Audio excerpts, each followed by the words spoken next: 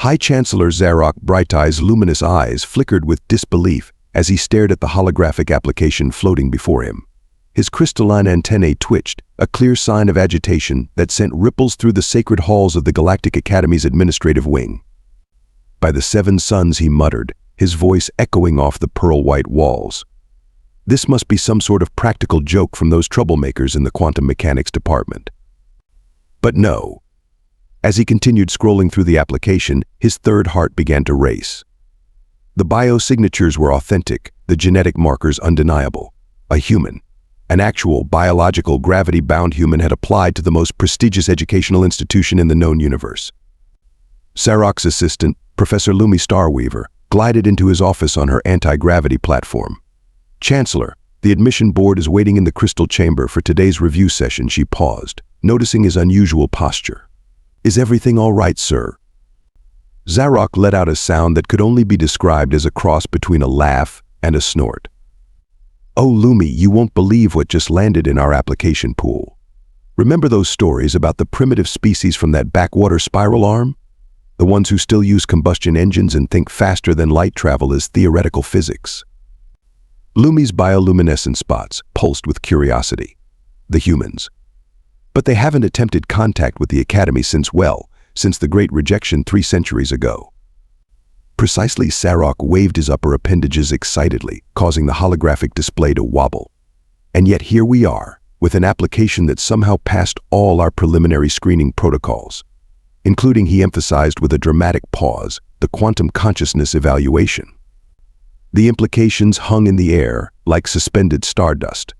The quantum consciousness evaluation was supposedly impossible to pass without at least a level 3 understanding of multidimensional physics. No human had ever achieved beyond level 1. "Should I inform the board to expect something unusual?" Lumi asked, her spots now pulsing in an erratic pattern of excitement and concern. Zarok's mandibles curved into what passed for a smile in his species. "Oh no, my dear Lumi, let them discover this themselves. After all, what better way to start a historical moment than with a room full of shocked academics? Besides," he added, his voice dropping to a conspiratorial whisper, "I've been waiting 3 decades to see Administrator Zenith's face when something genuinely unexpected crosses his desk. That old starburst hasn't shown a genuine emotion since the temporal paradox incident of 2184. With a graceful movement that belied his ancient age, Zarok rose from his gravity-cushioned seat and straightened his ceremonial robes. Time to present this delightfully disruptive application to the most conservative group of beings in the galaxy. Sometimes, he thought, the universe has a peculiar sense of humor. The arrival of Alexandra Red Blackwood at the Galactic Academy's transport hub caused exactly the kind of chaos that made Security Chief Vex Shadowmender question his career choices. The human emerged from the quantum portal looking decidedly solid, too solid. Most species had evolved past the need for such dense molecular structures millennia ago. "Welcome to the Academy," Vex announced through his universal translator, trying to hide his discomfort at addressing a being who actually walked on legs. "I trust your quantum reconstruction was satisfactory." Red grinned, a terrifying display of bone-white teeth that sent several nearby luminous aether students floating several meters backward in alarm. "Felt like being turned inside out through my nostrils, but hey, I'm here in one piece. That's what counts, right?" Vex's security sensors went haywire at her casual mention of dismemberment.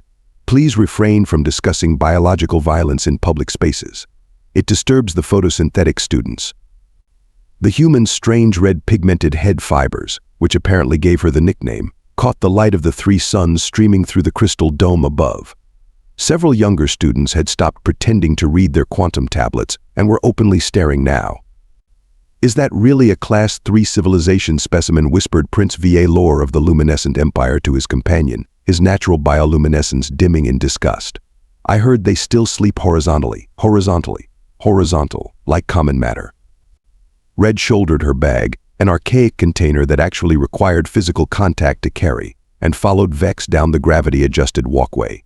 Each of her footsteps made a distinct sound against the crystalline floor, a rhythmic reminder of her solid presence in this ethereal world. "Your dormitory is in the mixed atmospheric wing," Vex explained, his tentacles twitching with each echoing step. "We've had to make certain adjustments for your species' unique requirements." "You mean because I can't photosynthesize or survive in a vacuum?" Red asked cheerfully. "Don't worry, I brought snacks." The horror that rippled through the gathered crowd at the mention of physical sustenance was almost palpable. Professor Lumi Starweaver, who had been observing from her elevated platform, marked another tick in her potential cultural incidents log. The human shows remarkable adaptability, she noted in her report to Chancellor Brighteye, though their casual references to biological processes continue to cause distress among the student body. The Academy's ancient halls, designed for beings of energy and light, seemed to shrink around Red's solid form as Vex led her toward orientation. The walls, usually shifting in peaceful patterns of cosmic radiation, appeared to recoil from her dense matter presence. "Your schedule has been adjusted to accommodate your circadian requirements," Vex continued, trying to maintain his professional demeanor. "Though I must stress that entering a state of unconsciousness for 8 continuous hours is highly irregular." "Oh, you mean sleep?" Red's laugh bounced off the walls, causing a group of gaseous exchange students to condense in surprise. "Wait till you hear about weekends." In the Central Administration Tower, Chancellor Brighteye watched the security feeds with growing amusement. The last time the Academy had faced such disruption was when they'd admitted their first plasma-based lifeform. And that student had at least been incorporeal. "Fascinating," he mused, his crystalline antennae vibrating with excitement. "Simply fascinating." Meanwhile, Red strode through the halls of the galaxy's most prestigious institution, blissfully unaware that her very existence was challenging thousands of years of established academic protocol. Or perhaps, Brighteye thought, as he watched her casually defy artificial gravity by leaning against a wall, she was perfectly aware and simply didn't care. The Academy would never be the same. Whether that was a good thing remained to be seen. Professor Quantum Blazeweaver's tentacles curled in frustration as he observed the human student's attempts to interface with the Academy's standard-issue thought transmission device. Red sat cross-legged on the floor, surrounded by disassembled pieces of the crystalline technology, while her classmates effortlessly projected their consciousness into the quantum network above. "Miss Blackwood," he sighed, his bioluminescent patches flickering with barely contained irritation. "The device requires only a simple 7th-dimensional thought pattern. Why have you reduced it to its base components?" Red looked up from her work, a strange metal tool from Earth clutched between her teeth. "MMPF. Almost got it," she mumbled, before spitting out the tool. "See, I figured since I can't project my thoughts directly, I could rewire the neural interface to accept electrical impulses from my primitive nervous system instead." Several of her gaseous classmates swirled in horror at the mention of electricity, a force considered as outdated as steam power in modern galactic society. "Impossible," declared Administrator Zenith, who had materialized to observe the commotion. "The quantum crystalline matrix cannot possibly interface with such crude biochemical signals." Red responded by jamming 2 wires together. The device hummed to life, projecting her consciousness into the network with all the grace of a supernova in a crystal shop. Her thoughts, unfiltered and chaotic, bounced around the classroom like a runaway asteroid. Holy smokes, it worked! Her mental voice boomed through the quantum space, causing several energy-based students to flicker in distress. Sorry, volume control, right? How's this?"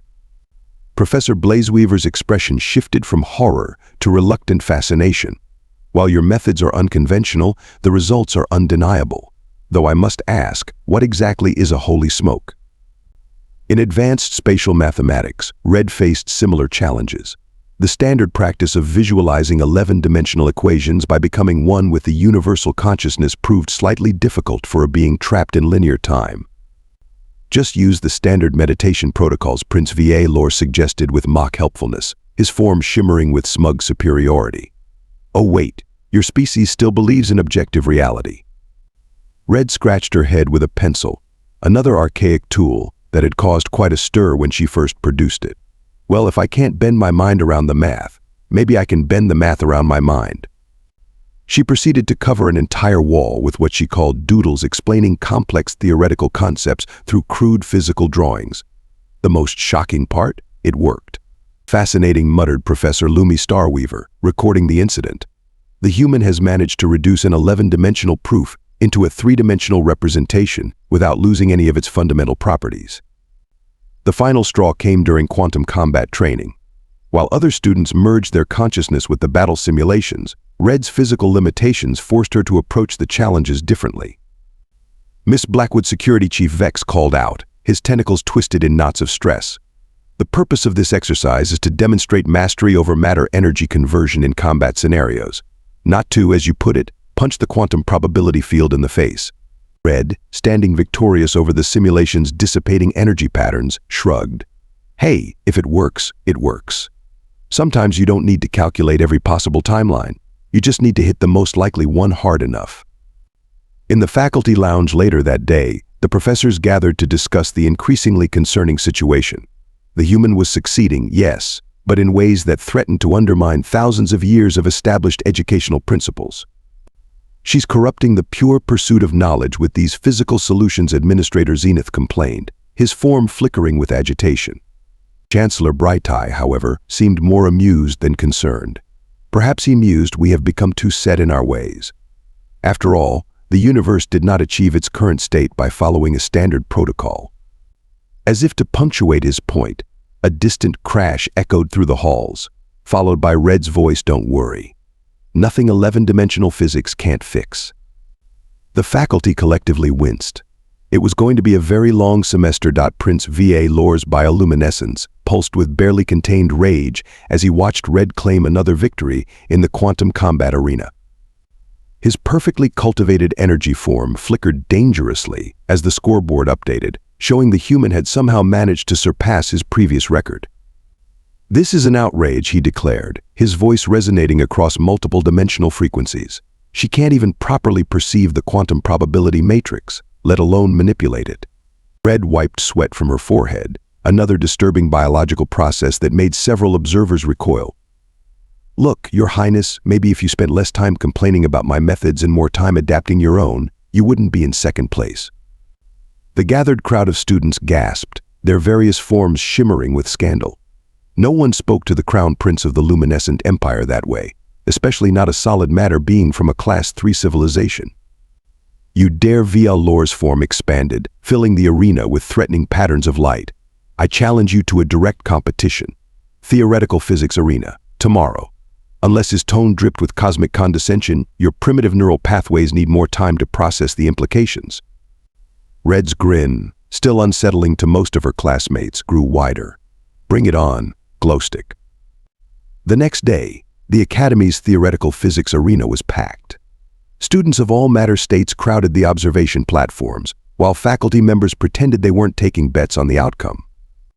The challenge is simple, announced Professor Blazeweaver, his tentacles arranged in formal academic patterns. Each contestant must solve a series of quantum paradoxes. The first to achieve harmony with the universal consciousness wins. Va Lore's form shifted into pure energy, merging seamlessly with the quantum field. His solution patterns were perfect, each calculation flowing into the next like stellar ballet. The audience hummed with appreciation at his mastery of traditional techniques. Meanwhile, Red sat cross-legged on the floor, surrounded by what she called scratch paper, scribbling furiously with her primitive carbon-based marking tool. What's wrong? Human Va Lore's voice echoed from within the quantum field. Unable to transcend your biological limitations. Nah, Red replied, not looking up from her work. Just showing my work, like my high school physics teacher taught me, for posterity. Va Lore's laugh rippled through multiple dimensions. Showing your work, like a child learning basic matter manipulation. How? He never finished his sentence. Red's solution, while completely unorthodox, began materializing in the quantum field. She had somehow translated complex 11-dimensional problems into 3-dimensional diagrams that, when viewed from precisely the right angle, resolved all paradoxes simultaneously. That's impossible, Va Lore stuttered, his energy form condensing in shock. Technically, yes, Red agreed cheerfully, adding a final flourish to her equations. But sometimes impossible just means no one's been stubborn enough to try it the hard way. Security Chief Vex, monitoring the competition, leaned toward Chancellor Brighteye. Sir, she's breaking at least 15 laws of theoretical physics. No, Brighteye corrected, his crystalline antennae vibrating with delight. She's proving those weren't actually laws at all, just assumptions we never thought to question. The final scores appeared in the quantum field. Red had won, not by transcending her limitations, but by turning them into advantages. Via Lore's perfect energy form trembled with fury, and was that a hint of fear? "This isn't over," he declared, but his usual confidence sounded hollow. "Course not," Red agreed, gathering her papers. "We've still got 3 more years of classes together. Plenty of time for you to learn some new tricks. Maybe start with basic pencil and paper. I could tutor you." The prince's outraged shriek shattered 3 quantum probability fields and sent the Academy's artificial gravity into a temporary reverse spin. In the faculty observation booth, Administrator Zenith turned to Bright Eye. "This cannot continue. She's undermining the very foundations of our educational system."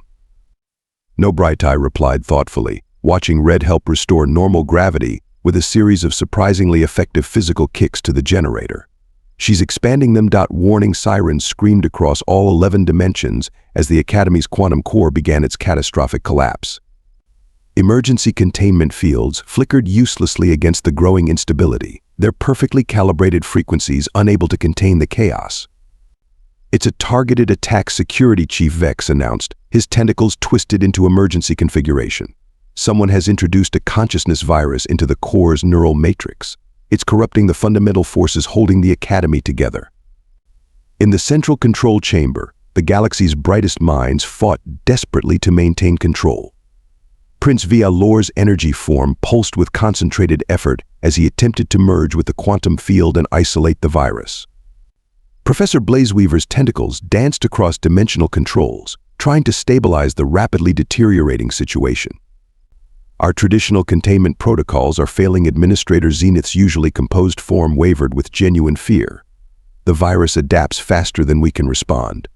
Red burst into the chamber, her solid footsteps somehow louder than the reality-bending alarms. "Let me help." "This is no time for primitive solutions," Via Lore snapped, his form stretching thin across multiple dimensions in effort.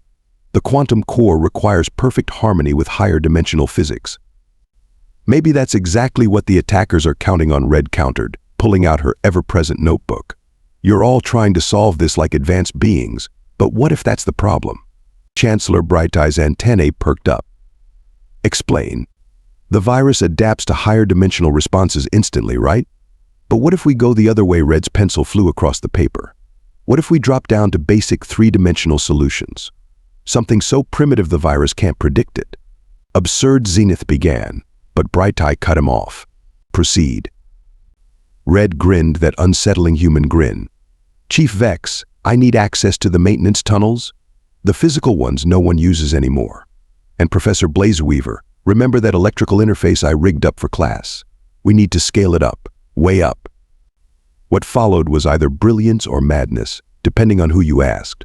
Red sprinted through ancient maintenance corridors, trailing physical wires behind her like some primitive nervous system for the Academy itself. Her plan was deceptively simple: create a second control network, one running on basic electricity and physical connections, parallel to the quantum system. "This is genius," Professor Blazeweaver admitted, watching Red's improvised network take shape. "The virus can't corrupt what it can't comprehend." "Less talking, more running," Red shouted, her face covered in sweat as she raced against time. "Via Lore, I need you to keep the core distracted. Make it think you're still trying to solve this the traditional way." The prince, surprisingly, complied without argument. Perhaps extreme circumstances truly did make strange allies. The final moment came down to perfect timing. As Via Lore launched an all-out traditional assault on the virus, Red connected the last wire of her primitive network. The effect was immediate and bizarre. Centuries-old physical switches and circuits bypassed the corrupted quantum systems, creating a temporary physical containment field around the core. Now, Red yelled, "Hit it with everything you've got." It can't adapt to both types of attacks simultaneously. The combined assault of highest dimensional physics and primitive electrical engineering created a cascade effect the virus couldn't handle. The quantum core stabilized, reality reasserted itself, and the Academy's halls echoed with the sound of beings of all matter states cheering in relief. "Not bad for a Class 3 civilization," Red quipped, sliding down against a wall, exhausted but triumphant. Via Lore's energy form shifted uncomfortably. "Your solution was adequate." "High praise indeed," she laughed. Chancellor Bright Eye surveyed the unusual sight. ancient physical technology working in harmony with quantum systems, kept stable by the precise calculations Red had scribbled in her notebook. Perhaps, he mused, the true strength of the Academy lies not in maintaining our traditions, but in knowing when to transcend them. Administrator Zenith looked like he wanted to object, but it's hard to argue with success, especially when that success involved saving reality itself. The annual Intergalactic Academy Championship transformed the quantum arena into a swirling spectacle of light and energy. Representatives from every major cosmic institution filled the observation spheres, their various forms creating a living tapestry of matter and consciousness. Last chance to withdraw gracefully, Prince Vialor suggested as competitors gathered in the preparation chamber. The championship requires mastery of all 11 dimensions. You can barely handle 4. Red adjusted her makeshift training gear, a bizarre combination of physical exercise equipment and modified quantum interfaces. Thanks for the concern, your glowingness, but I've got this. The weeks leading up to the tournament had been interesting. While other competitors spent their time in deep meditation, merging their consciousness with the universal quantum field, Red's preparation methods had caused multiple security alerts. Miss Blackwood's security chief Vex had complained, finding her doing one-armed push-ups while solving quantum equations. The physical training area is not meant to be combined with the theoretical physics lab. Who says Red had replied, not breaking her rhythm. Show me the rule that specifically prohibits quantum calisthenics. Now, as the tournament began, her unorthodox training methods were about to be put to the test. The first challenge: multidimensional combat navigation. Vialor moved like liquid starlight, his form weaving effortlessly through the quantum maze. Other competitors phased through dimensional barriers with practiced ease. Red, she ran, physically ran, jumping, sliding, and occasionally punching through quantum probability fields. She's treating 11-dimensional space like an obstacle course, Professor Blazeweaver exclaimed, his tentacles twisting in amazement. Impossible, Administrator Zenith muttered. She's breaking every known law of quantum athletics. Yet Red's score kept climbing. While her competitors gracefully navigated the higher dimensions, she simply refused to acknowledge them as obstacles. Her solution to an 11-dimensional barrier? Run straight at it with enough determination that reality gave up and let her through. The theoretical challenges proved even more surprising. When faced with complex quantum harmonics, Red produced a crude string instrument she'd built in her dorm room. The frequencies of quantum probability, she explained, plucking strings with calculated precision, aren't so different from musical notes. They all follow patterns. You just have to find the right rhythm. The final event was the dreaded consciousness cascade, where competitors had to maintain their form through increasing levels of quantum complexity. Vialor's performance was perfect, his energy form adapting seamlessly to each new dimensional challenge. Then came Red's turn. This should be amusing, Vialor smirked. How does a being of solid matter handle pure consciousness? Red stepped into the arena, carrying nothing but her trusty notebook and a pencil. As the quantum fields activated, something unprecedented happened. Instead of trying to adapt her consciousness to the challenge, she began rapidly sketching diagrams that somehow anchored the quantum fluctuations around her. She's not adjusting to the quantum field, Professor Lumi gasped. She's making the quantum field adjust to her. Through sheer stubborn creativity, Red was essentially rewriting the rules of the competition as she went. Her crude drawings somehow mapped impossible dimensional relationships, creating a stable pocket of comprehensible space within the chaos. When the final scores materialized, the silence was deafening. Red had won, not by mastering the traditional techniques, but by inventing entirely new ones on the spot. But that's not how it's done, Vialor sputtered, his perfect energy form flickering with indignation.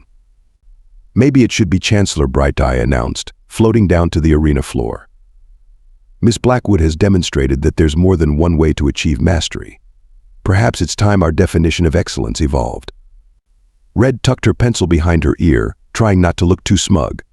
So does this mean quantum calisthenics is going to become an official training method? The collective groan from the faculty was answer enough, but nobody could deny the results. The universe, it seemed, had a sense of humor after all. The graduation ceremony of the Galactic Academy glowed with unprecedented brilliance as beings of all forms gathered to witness something truly historic. Alexandra read Blackwood stood out dramatically among her graduating class, the only solid form among a sea of energy beings and quantum consciousness constructs. Chancellor Brighteye's voice resonated through all dimensions as he addressed the assembly. Today marks not just the graduation of another exceptional class, but a fundamental shift in our understanding of what's possible. Thanks to certain, shall we say, unconventional approaches, the Academy's curriculum will now include alternative methods of quantum manipulation, including. He paused dramatically, physical problem-solving techniques. Several traditional faculty members flickered in distress, but the younger students pulsed with excitement. Red accepted her quantum degree crystal, somehow managing to make even this formal occasion look casual. Any words of wisdom for future students, Brighteye asked. Yes, she grinned. Sometimes the best way to think outside the box is to remember that boxes are three-dimensional constructs in the first place. As I record these events in the Academy's official history, I can't help but smile. That day changed everything.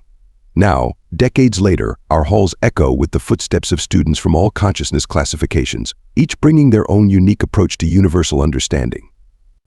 Oh, who am I? Just the Academy's chief of security, Vex Shadowmender, who learned from a certain human that sometimes the best way to maintain order is to embrace a little chaos. Now, if you'll excuse me, I have to investigate reports of someone doing quantum jump rope in the theoretical physics lab. Some traditions, it seems, never die.